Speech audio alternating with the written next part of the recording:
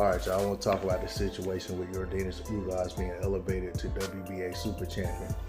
I know there are some people, with some concerns or criticism that he should have been put in a situation where he had to fight for a vacant WBA super title instead of just being elevated to WBA super champion from WBA regular champion. Well, my thoughts on that are this. When Keith Thurman was the WBA regular champion and Floyd Mayweather was the super champion, and Mayweather had no interest in fight Keith Thurman. He was on his way out of the sport. And when Mayweather eventually retired or gave up the WBA super champion, however it played out, Keith Thurman was elevated to super champion. The same thing for Triple G. When Triple G became the WBA super champion, he was elevated to super champion. I want to say Felix Sturm or somebody was the WBA super champion, and they never fought Triple G. So he ended up becoming the super champion. And the reality is that whoever the WBA regular champion is, he is the guy that has the mandatories, and he is the guy who already fought. In most cases, either he fought and won the regular title from the WBA regular champion, or he fought another top contender for a vacant title. In the case of Yordenis Ugas, that was what he done. He fought the WBA, I can't remember what the number ranking it was, and I think it was Abel, and I think that's what the guy's name. I forgot his name for 2 consecutive videos. But anyway, when Ugas fought for the vacant title, he became the WBA regular champion, okay? If he done what Pacquiao did, he would have been fighting Pacquiao for the super title. Just like when Pacquiao was the regular champion, he fought Keith Thurman and became the super champion when he won. Well, considering that Manny Pacquiao decided he didn't want to have any bouts at 147, he moved on, WBA moved on, and they made him the champion in recess, and they elevated Yordenis Ugas the champion.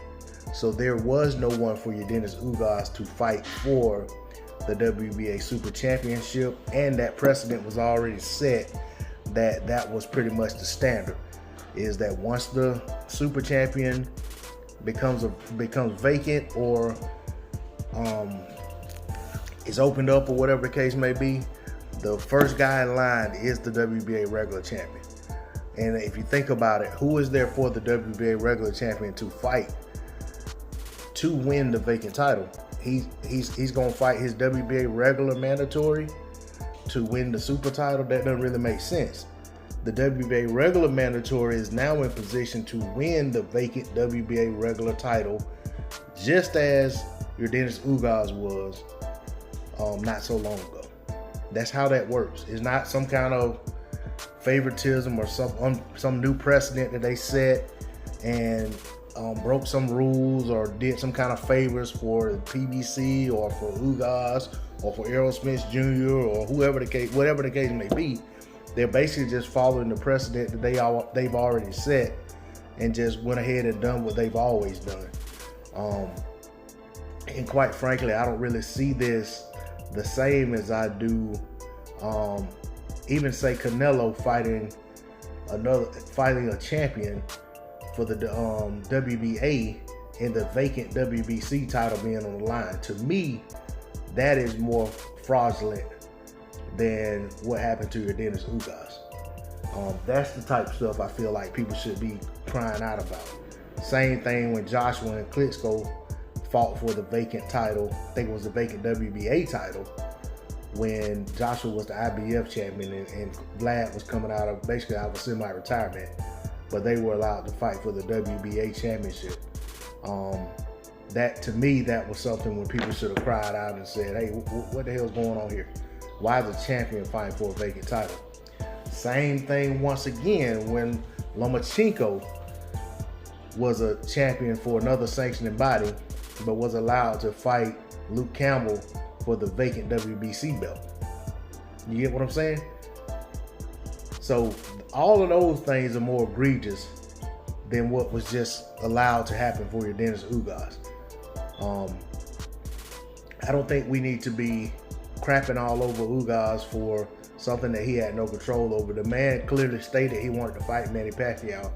Pacquiao had no interest in fighting him or any other guy, any other fighter anywhere near the top tier at 147 pounds, or for that matter, didn't look like he had any interest in fighting anybody.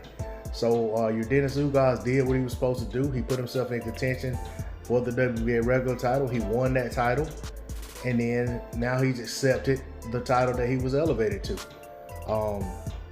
And you know, I don't see anything wrong with that. You know, in the same thing, you know, people are saying he should have had to fight somebody. Well, Canelo didn't fight anybody to be elevated to some franchise designation, and neither did Lomachenko.